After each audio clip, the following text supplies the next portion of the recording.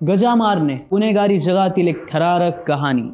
पुणे शहर जिथे संस्कृत आणि शांततेचा वारसा आहे तिथेच गाजतंय गजानन मारणेचे नाव। गजा मारणे संघटित गुन्हेगारीचं दुसरं नाव बनलेला हा व्यक्ती ज्याने केवळ पुण्यातच नाही तर संपूर्ण महाराष्ट्रात आपला गड उभारलाय। आजच्या या विशेष रिपोर्टमध्ये आपण पाहणार आहोत गजानन मारणेच्या गुन्हेगारीचं काळं साम्राज्य, त्याच्या अंधाऱ्या दुनियेची कहाणी आणि कायद्याची पकड कशी मजबूत होत चालली आहे। नमस्कार, मी शशांक आणि तुम्ही पाहताय सत्य पे सत्ता, म्हणजे थोडक्यात पण महत्त्वाचं। गजानन मारणे उर्फ गजा मारणे पुण्यातील गुन्हेगारी विश्वातील एक दहशत माजवणारा चेहरा, ज्याची सुरुवात साध्या गुन्हेगारीपासून झाली पण लवकरच तो संघटित गुन्हेगारीचा प्रमुख बनला। मर्डर, किडनॅपिंग, हप्ते वसुली यांसारख्या गंभीर गुन्ह्यांमध्ये त्यांचा सहभाग होता। आणि तुमच्यासाठी धक्कादायक बाब म्हणजे पुण्यामध्ये आजही अनेक प्रकरणामध्ये गजा मारणेचा थेट संबंध जोडलेला आहे। मारणेच्या टोळीचं प्रमुख हत्यार होतं हप्ते वसुली अपहरण। एका मोठ्या प्रकरणात त्याने एका रिअल इस्टेट एजंटला आणि शेअर ट्रेडरला तब्बल 20 कोटींच्या खंडणीसाठी पळवलं होतं। टोळीच्या काही गुन्हेगारी डावांमधून आलेली रक्कम शेअर बाजारात गुंतवली आणि ती रक्कम परत न मिळाल्यामुळे मारणेच्या टोळीनं हा पळवापळवीचा कार्यक्रम केला। गजानन मारणेवर Maharashtra control of organised crime act MCOCA अंतर्गत अनेक वेळा गुन्हे दाखल झाले आहेत। 2022 मध्ये गुन्हे शाखेने त्याच्यावर साताऱ्यातील वाई परिसरात एका फार्म हाऊसवर अटक केली। तिथून त्याच्या अनेक साथीदारांना ताब्यात घेण्यात आलं। सध्या गजा मारणे पोलीस कोठडीत आहे। त्याच्यावर मकोकासह अनेक गंभीर गुन्ह्यांचे आरोप आहेत। पण प्रश्न असा आहे, त्याच्या गुन्हेगारी साम्राज्याचा पूर्णपणे खात्मा होईल का? मारणेच्या टोळीच्या हालचालींवर पोलिसांची सतत नजर आहे आणि त्याच्या अनेक साथीदारांना अटकही करण्यात आली आहे। बिझनेसमॅन आणि व्यापाऱ्यांकडून मोठ्या प्रमाणात खंडणी मागण्याचे आरोप त्याच्यावर आहेत। अपहरण करून मोठमोठ्या रकमा वसूल करणे हे त्याच्या टोळीचं वैशिष्ट्य होतं। गँग वॉर्स आणि वादांमधून झालेल्या खुनांमध्ये त्याचा सहभाग असल्याचा आरोप पत्रात नमूद आहे। संघटित गुन्हेगारीचं संपूर्ण जाळं तो चालवत असल्याचा पोलिसांनी उघड केलं आहे। पुणे पोलीस आणि महाराष्ट्रातील इतर सुरक्षा यंत्रणा या गुन्हेगारी साम्राज्याला संपवण्याचे काम करत आहेत। मकोका सारख्या कठोर कायद्यांचा प्रभावी वापर करून गजानन मारणेला अटक करण्यात आली। पण या सगळ्याचा परिणाम किती काळ टिकेल हे बघणं महत्त्वाचं ठरेल। गजा मारणे आणि त्याच्या टोळीने पुण्यात भीतीचं एक वलय तयार केलं आहे, पण समाज आणि कायद्याने एकत्र येऊन ही गुन्हेगारी संपवणं गरजेचं आहे। कारण शेवटी पुण्याच्या उज्ज्वल भविष्यासाठी काळी छाया दूर करणं अत्यावश्यक आहे।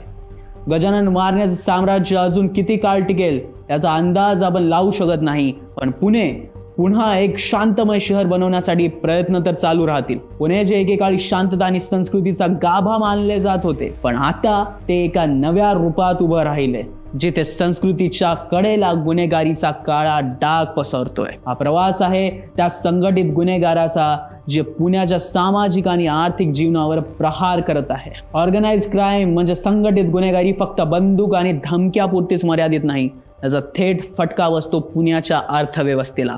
ड्रग ट्रॅफिकिंग, अवैध जुगार आणि हप्ते वसुली यासारख्या गोष्टींमुळे अनेक छोटे मोठे व्यवसाय डगबगाईला येतात। तुम्हाला माहिती आहे का? कारण ह्या सर्व गोष्टींचा प्रभाव थेट छोट्या मोठ्या व्यापाऱ्यांच्या जीवनावर पडतो। हा अवैध व्यवसायांमुळे शहरात दरवर्षी करोडो रुपयांचे नुकसान होते। पण इथेच थांबत नाही, त्या गुन्हेगारींसाठी लागणारे कायदेशीर खर्च, तपास आणि न्यायालयीन प्रक्रियेमुळे टॅक्स पेअरच्या पैशांचीही उधळपट्टी होते। पुण्यातील लोकांचं जगणं एका वेगळ्याच प्रकारे बदललेलं आहे। संघटित गुन्हेगारीमुळे एका प्रकारची भीती शहरात निर्माण झाली आहे, एक भीतीची संस्कृती तयार झाली आहे। पण ही भीती फक्त सामान्य लोकांमध्येच नाही, अनेक वेळा पोलीस यंत्रणेलाही तोंड द्यावं लागतं। किडनॅपिंग, खून, गँग वॉरमुळे लोकांमध्ये कायद्याबद्दलची विश्वासता कमी झाली आहे। एक विचार करा, जर आपल्या गल्लीत आपल्या घराजवळ असं काही घडलं तर आपण आपल्याला सुरक्षित कसं समजू शकतो? पुणे पोलीस या गुन्हेगारीच्या विरोधात ठामपणे उभे आहेत। मकोका म्हणजे Maharashtra control of organised crime ऍक्टचा वापर करून अनेक टोळ्यांना आळा घालण्याचा प्रयत्न सुरू आहे। पण प्रश्न असा आहे, हे पुरेसं आहे का? आतापर्यंतच्या आकडेवारीनुसार फक्त 5 पैकी एका खटल्यातच दोषी रूपी सिद्ध होतो। ही स्थिती बदलण्याची पोलिसांना आणखी कडक पुरावे गोळा करावे लागतील आणि न्यायालयीन प्रक्रियेत गती वाढवावी लागेल। पुण्यातील झपाट्यानं वाढणारं शहरीकरण ही संघटित गुन्हेगारी वाढवण्यासाठी खत पाणी घालतं। नवीन क्षेत्र पोलिसांच्या कार्यक्षेत्रात येत आहेत, पण मनुष्यबळ आणि संसाधन कमी पडत आहेत। त्या वाढत्या शहरीकरणात गुन्हेगारांचे सेफ झोन तयार होतात। जिथून ते आपल्या गुन्हेगारीचं जाळं सहजपणे पसरवू शकतात. पण पोलीस आणि प्रशासनाच्या प्रयत्नांना दाद द्यावी लागेल. मकोका आणि MPDS सारख्या कायद्यांचा प्रभावी वापर करून अनेक गुन्हेगारांना आत टाकण्याचे प्रयत्न सुरू आहेत. हे फक्त गुन्हेगारांनाच नाही तर इतरांना सुद्धा एक संदेश आहे, क्राईम डझंट पे. संघटित गुन्हेगारी हे केवळ गुन्हेगार आणि पोलिसांपुरतीच मर्यादित नाही, ती आपल्या समाजावर, आपल्या जीवनावर आणि आपल्या पुढच्या पिढीवर आणि भविष्यावर परिणाम करते. या लढाईत फक्त पोलीसच नाही तर आपल्यासारख्या सामान्य नागरिकांनी सुद्धा पुढाकार घेतला पाहिजे. पुणे पुन्हा शांततेचं शहर होऊ शकतं, पण त्यासाठी गरज आहे एकत्र येण्याची, सजग राहण्याची आणि सतर्क राहण्याची. तर मग तुम्ही तयार आहात का या लढाईला समोर जाण्यासाठी? पुणे शहर जे प्रगती आणि संस्कृतीचा आदर्श समजलं जातं, तिथेच एक अंधारी बाजू, गुन्हेगारी जगातील काही कुख्यात गँग्स ज्याने पुण्याच्या प्रत्येक गल्लीत दहशत माजवली आहे. आज त्या गँग्सची थरारक कहाणी. तर मग चला जाणून घेऊया पुण्यातील काही कुख्यात गँग्स, त्यांच्या कारवाया आणि कायदे कसे त्यांच्यावर नियंत्रण आणत आहेत. अंधेकर गँग पुण्यातील एक अत्यंत कुख्यात आणि प्रचलित गँग. या गँगचा प्रभाव शहराच्या गुन्हेगारी दुनियेत दशके राहिला. त्यांच्या मुख्य कारवाया म्हणजे हप्ते वसुली, खून आणि राजकीय प्रभाव. अंधेकर गँगच्या वर्चस्वामुळे पुण्यातील अनेक गुन्हेगारी घटनांमध्ये त्यांनी आपला सहभाग दर्शवला, विशेषतः कुटुंबीय वाद आणि गँग्स वॉर्सच्या रूपात. त्यानंतर येते मोहोळ गँग, जिचा प्रमुख होता शरद मोहोळ. पुण्यातील या गँगने अनेक हिंसक गुन्ह्यांमध्ये सहभाग घेतला आहे. त्यांच्या प्रमुख अपराधांमध्ये खून, हप्ते वसुली सामील होत्या. शरद मोहोळच्या खुनाने पुण्यातील गँग वॉर्सच्या ताज्या स्थितीला पुन्हा एकदा उघड केली आहे. आता येतो गजा मारणे उर्फ गजानन मारणे गँग, ज्याने पुण्यात एक मोठं साम्राज्य उभारलंय. हप्ते वसुली, अपहरण आणि खून यामध्ये गजा मारण्याच्या टोळीने आपली जागा घेतली आहे. ज्याच्या गँग विरोधात अनेक अटक आणि कायदेशीर कारवाई सुद्धा झाली आहे. पण ते अजूनही पुण्याच्या गुन्हेगारी क्षेत्रात एक प्रभावशाली शख्स आहे. पुण्याच्या नानापेठ क्षेत्रातील गँग्स देखील जास्त चर्चेत राहिले आहेत.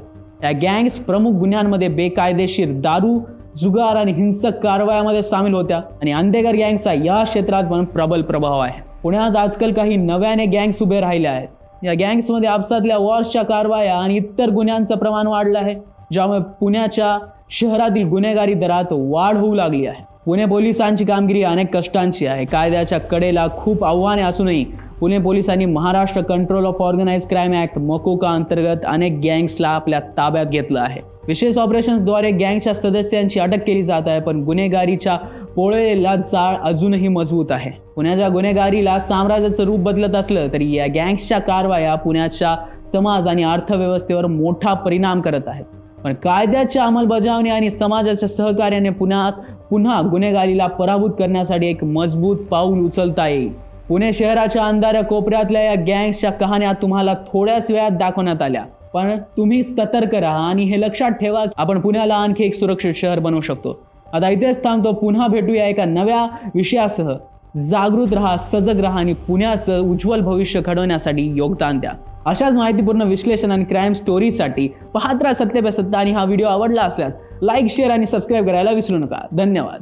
महाराष्ट्रातल्या अनेक महत्त्वाच्या शहरांमध्ये डॉक्टर चाटे होमिओपॅथिक क्लिनिक इथे महिलांची अलोट गर्दी दिसून येते. चौकशी केल्यावर कळलं की बऱ्याच महिलांना असलेला थायरॉइड आणि PCODचा त्रास या इथे गेल्यावर कमी झालेला आहे. साईड इफेक्ट्स नसलेल्या आणि कमी खर्चात होणाऱ्या अशा या प्रभावी उपचारामुळेच ही गर्दी होतीये हे समजलं. तुमच्या घरातही कोणाला असाच त्रास असेल तर इथे अवश्य संपर्क साधा. Doctor Chate homeopathic clinic 9595727107.